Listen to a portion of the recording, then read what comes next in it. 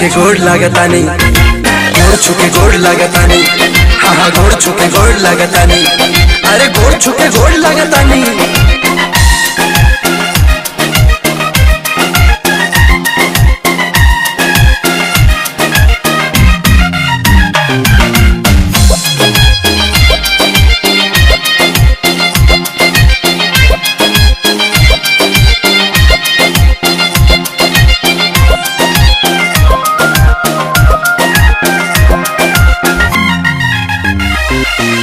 पहले था मेरे पास मड़ई का घर, आप लोग ने कर दिया मुझे पॉपुलर।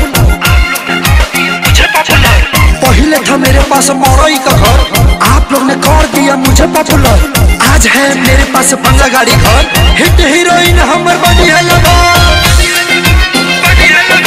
पहले पियत रहनी हम सरकारी नल के पानी, रउए लोग के चलते अब बिसलहरी से नहानी।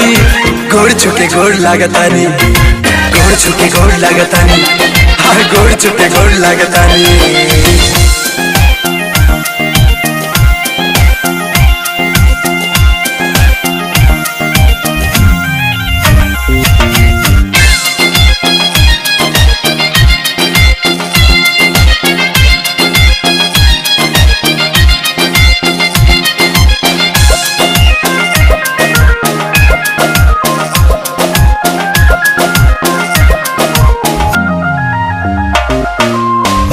फिल्म का हीरो आप लोग के आगे में जीरो, भले मैं फिल्म का हीरो आप लोग के आगे में जीरो। केहू के बाप से नहीं डरता हूँ, दानपुर लाई बाकी करता हूँ। हाई राउर बेटा हम ना हाई कवनो दानी, जे कुछ हमारा लगे बारौए से पवले बानी। गोड़ छुके गोड़ लागतानी, गोड़ छुके गोड़ लागतानी, गोड़ छुके गोड़ लागतानी हो।